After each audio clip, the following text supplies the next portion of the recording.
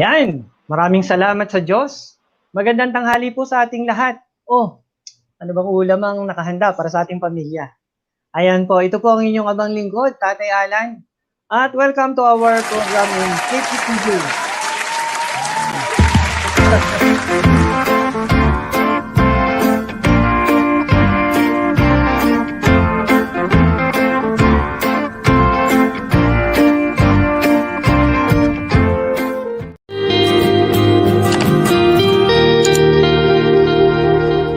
Maraming salamat sa mga viewer na kasama natin ngayon at maraming salamat din sa mga nakisabay noong mga nakaraang episode.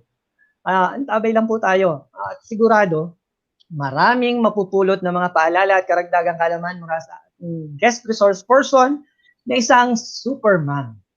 I will introduce our guest when we return.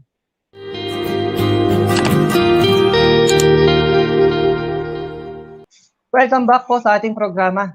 Hindi po natin patatagalin at excited na po ako may pakilala ang ating guest ngayong episode ng Total Wellness, Choose Happiness. Ang ating pong guest ay isang super mom, youth mentor, administrator, and an educator. She has been teaching at Polytechnic University of the Philippines since 1986 and was assigned to head the Office of Student Services at the PUP Taguig campus from 2001 to 2020.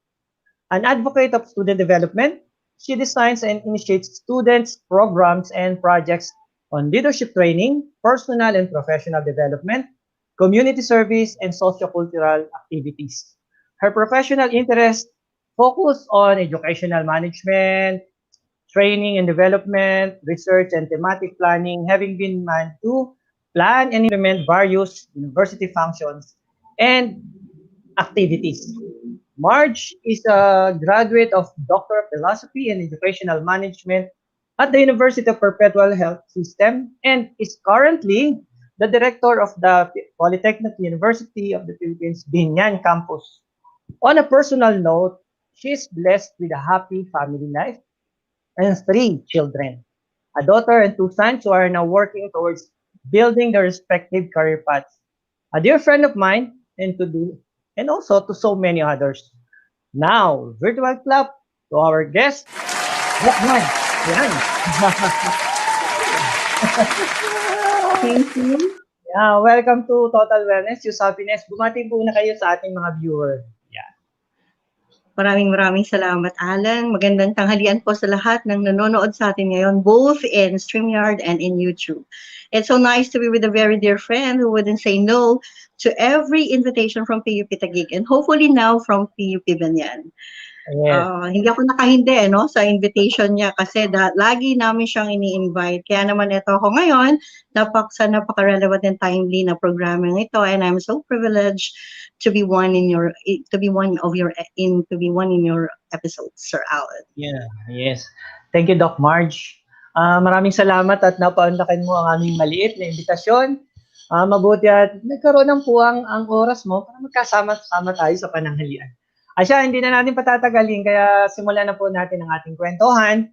At bilang pasimula, ang tanong. Ano ba ang karaniwang workday sa buhay ni Doc Marge? Sige nga, kwentuhan mo po muna kami. Yung karaniwang work. Well, alam mo, Alan, each day is actually unique day as far as work in PUP Binyan is concerned. Mm-hmm. After the routines in the morning, usually ang routine na lang sa bahay na lang, Pero the moment you come in the office, doon na nag-uumpisa yung iba't ibang klase ng trabaho. It's a combination of academic-related work, mga students and faculty concerns, visitors and clients' concerns, and those coming from the main campus, from the different units of PUP Santa Mesa. So yun, doon nabubuo. At the end of the day, sa dami nun, nagtataka rin ako kung paano na-address lahat yung mga concerns. Ikaw yun. Pa.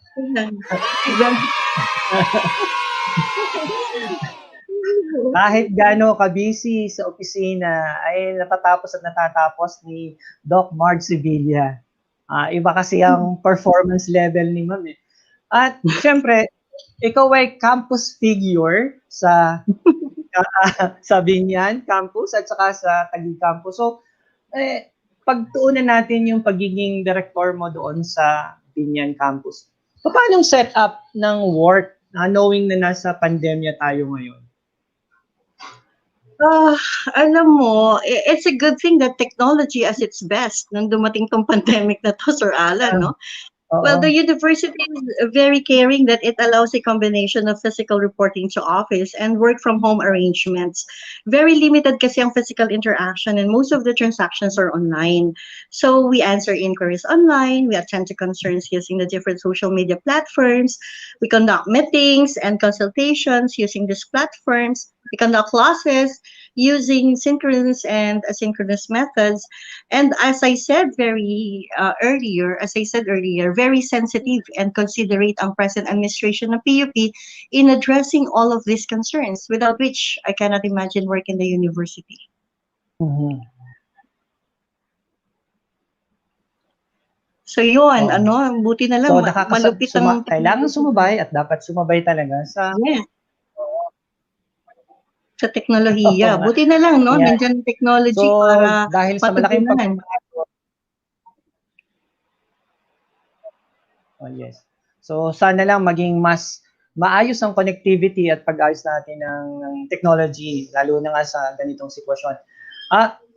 Tutuloy natin ang ating kwentuhan. Let's pause for a short commercial at naku, marami pang mga tanong tayong pagkukwentuhan. Okay.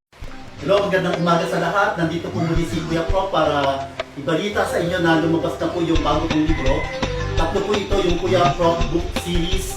Ang una po ay ang Yehey, Naka-Perfect Tayo. Ito po yung pangalawa, ang Masayang Mundo ni na Amigo at Topito. At isa pa, ang ating naku po, Nawawala si Lito. Inanyayahan ko ang lahat na bumili ng libro at matuto sa pagbabasa. Dahil sa pagbabasa, sigurado akong tataas ang iyong marka. So mga kids, inaanyayahan ko kayong lahat na bilhin at kumuha ng inyong kopya ng aking Kuya Prof book series. Maraming salamat. Kuya Prof!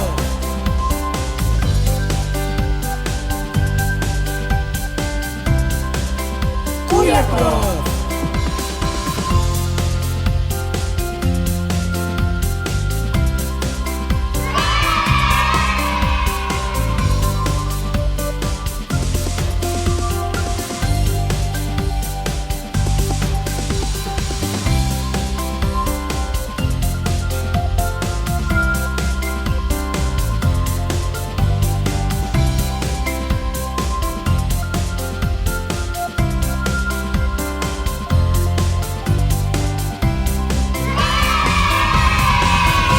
Kuya Prof!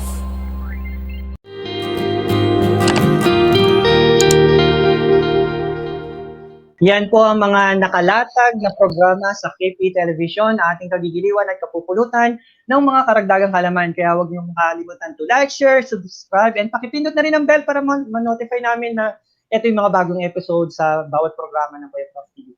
May nag-message po dito, Sir John Robbie Robinos, go Ma'am Marge with 3 hearts. Yan, talaga namang maraming nagmamahal kay Doc Marge eh. Kasi marami rin siyang minamahal ng mga mag-aaral at kapamilya. Okay, so tuloy na po tayo sa ating programa, Total Wellness, Choose Happiness with our guest, a very dear friend, Director Marge.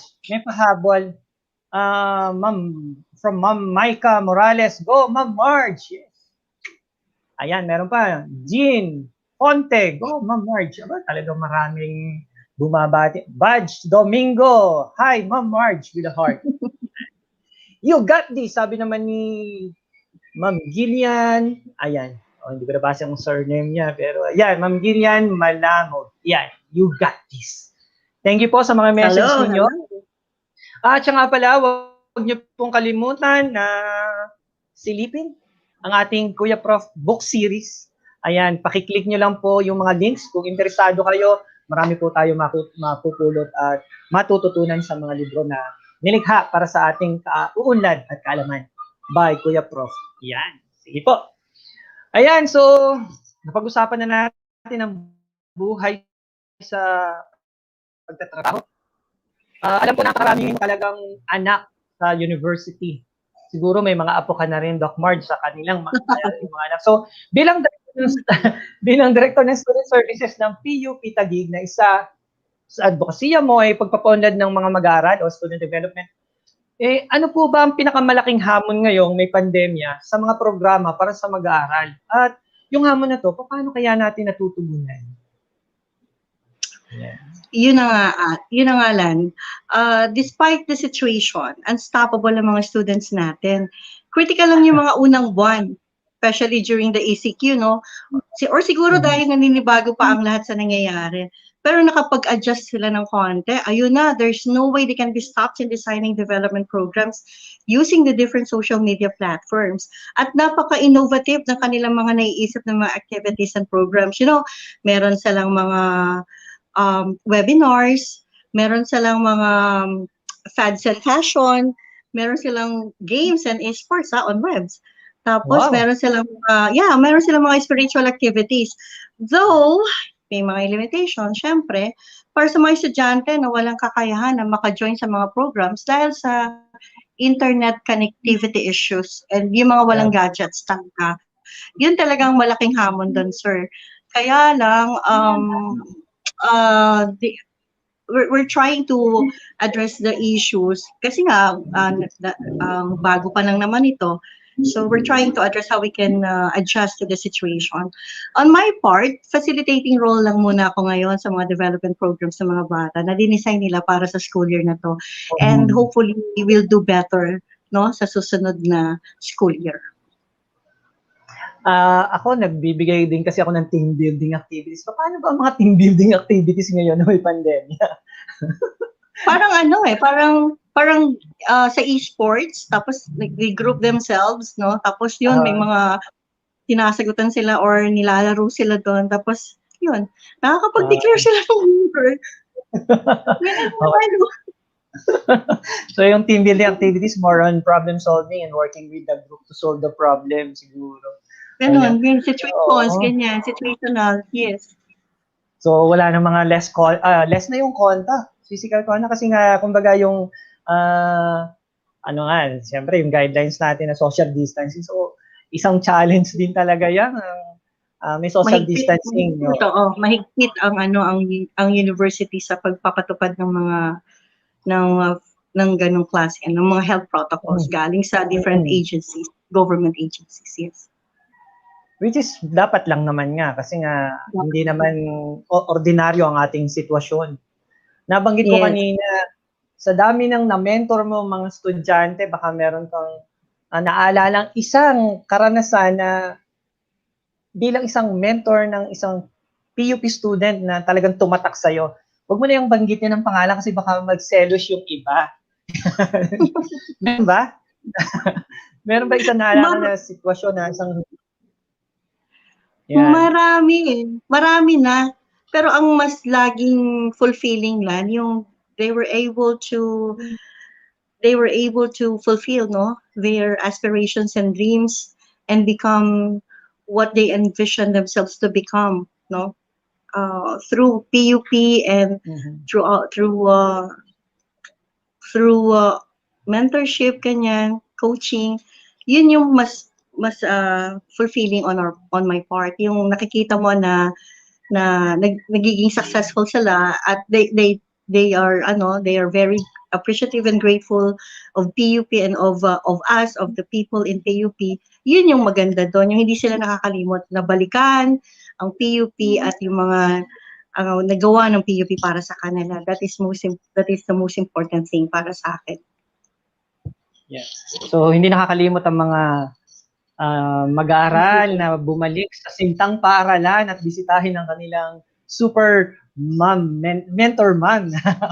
Yeah. Sigurado hindi sila nawawala na hindi nagana na lumilipas sa maghapon na hindi dadaan ng student services kasi kailangan muna magpakita kay Ma'am Marge. Tama ba? Mas maraming pagkakataon, oo. Yes. Mas maraming pagkakataon. Eto, medyo magmi-mix tong role dito. Bilang isang university administrator at isang mommy, paano nyo po nami-maintain ang personal health and wellness sa ganitong panahon na may global pandemic at may 2 campuses ka pa na inaalagaan. Sa Student Services sa Taguig at saka syempre yung Binyan Campus. Well, yung health and wellness at this time, para sa akin is no longer a choice, It's a decision, and this decision requires discipline talaga. Kailangan mo talaga una, sumunod sa mga health protocols. Iwasan muna natin yung mga bagay na mga nakasanayan na natin, Next, yung palagi nilang sinasabi, balance in life. Balansehin mo ang lahat ng aspeto ng buhay mo, faith, family, work, friends, significant others, syempre me time, Alan. Lagi dapat meron pa rin para sa sarili mo. Though I must admit, hindi ko rin naman ito nagagawa 100% perfect all the time. Sabi nga nila, easier said than done. No? Pero, kailangan ko pa rin talaga na maging mas madisiplina para magawa ko itong mga bagay na to. At syempre pa, additionally, apart from those, yung mga basics. Like healthy foods, vitamins, sleep, rest. Yun kailangan ng katawan natin to keep us healthy and well. Tapos pahinga. So ako, kahit anong dami ng trabaho, if my body needs rest, pinapahinga ko talaga to kasi yung trabaho, andyan lang siya. Tsaka hindi siya natatapos talaga. Hindi siya natatapos. O, ayan po, may bumati si Ma'am Donna C. Magandang healthy araw pa po sa lahat na from PUP Binyan Campus. Keep safe. Yan, thank you po sa message mo. At meron pang humabas, Maurice Garcia. Go, Ma'am Sev! Mukhang merong cheering squad ka dito, ha? Okay. Dahil ang kasiyahan ay isa sa pangunahing pangangailangan ng bawat isa.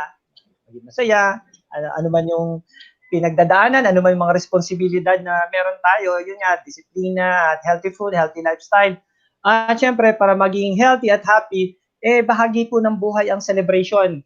Kaya batiin muna natin ang mga nagse-celebrate ngayong last week ng February, kung ano mang okasyon yan, birthday, anniversary, monthsary, kung ano man, batiin muna natin sila sa ating birthday greeting.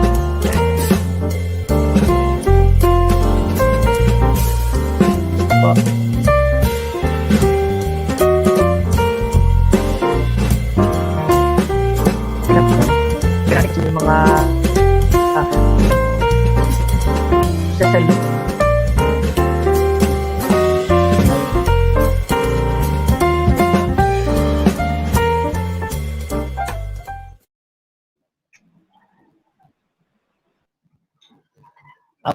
Na? Marami tayo.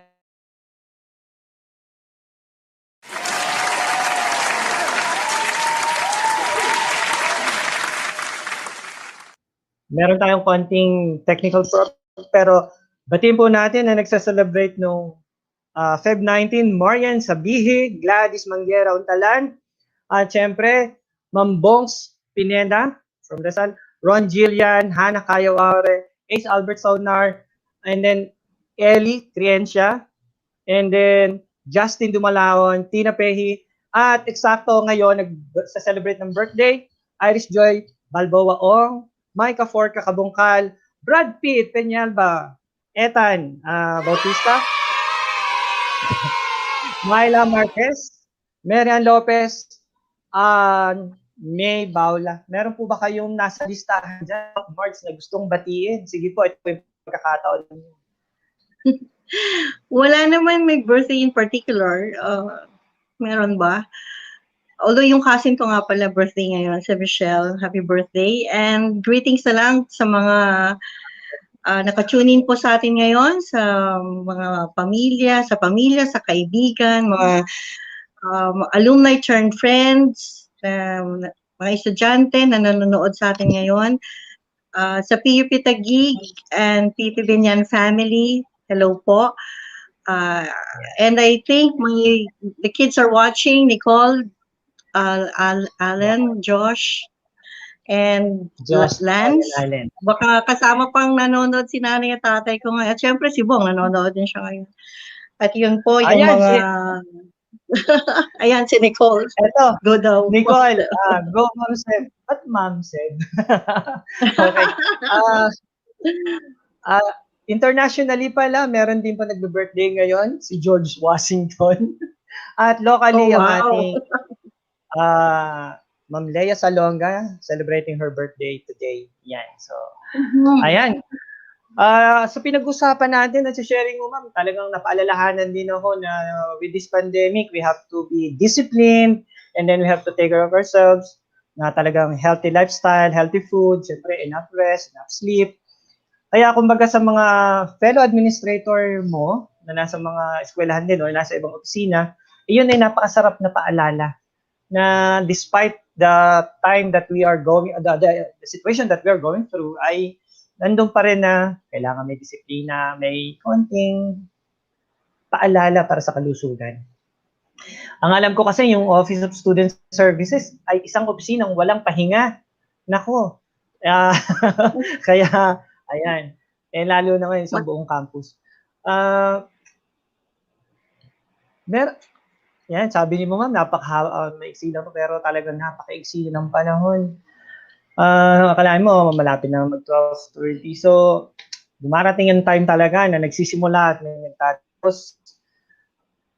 Parang nagsisimula lang kayo kanina ng kwentuhan. Eto na, patapos ng programa. At syempre po, tulad ng mga pangyayari, bago matapos ang programa, inimbitahan naming umawit ang aming guest. Okay siya. Hindi nga. Hindi. Ayan po. May babasahin ko lang po. From Kuya Albert, belated happy 90th birthday, Mama Puring. Wow. Happy birthday. 90. Oh, wow. Grabe.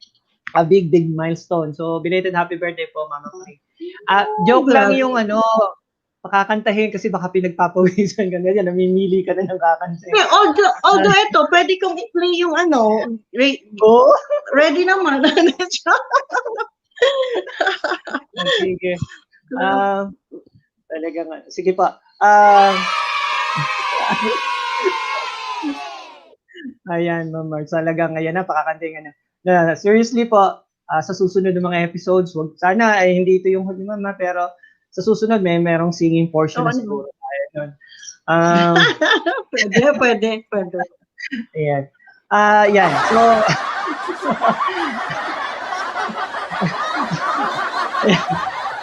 yeah. By the way, naka-video, naka-record po ito. So, malalaman natin sa susunod ng mga episodes, may singing portion na ba talaga. Ayan. So, Ma'am Marge, ayan.